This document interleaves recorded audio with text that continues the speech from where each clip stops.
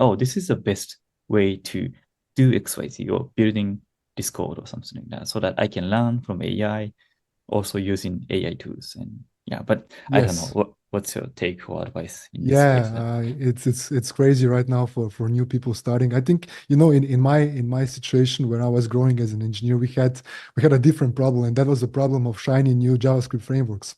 And there was a new JavaScript framework almost every day, right?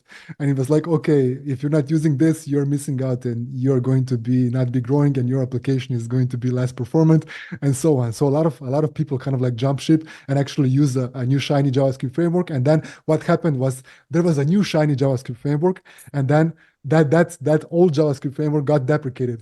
So they needed to refactor the whole application to that new JavaScript framework. So that happens when you're trying to hunt the shiny new thing, right?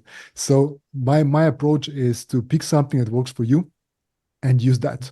Don't look for the latest hype that is, using cloud code, using cursor, using windsurf, using various other different tools. There's so many hype over the place, and the reason is that people are selling their products, and that is what they're trying to. They are all fighting for attention.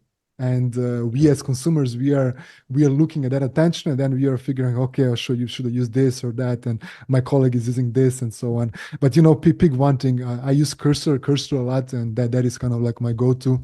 And I use Perplexity for any kind of deep researching I'm doing for my articles, any kind of topics. And then I'm using ChatGPT for more kind of like a more question-based things. And if I need to search for any kind of documentation or stuff like that, I use ChatGPT for that.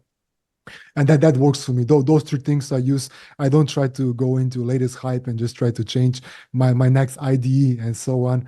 But I stick to this three, and that's my recommendation as well. Use something that is working for you, and I think this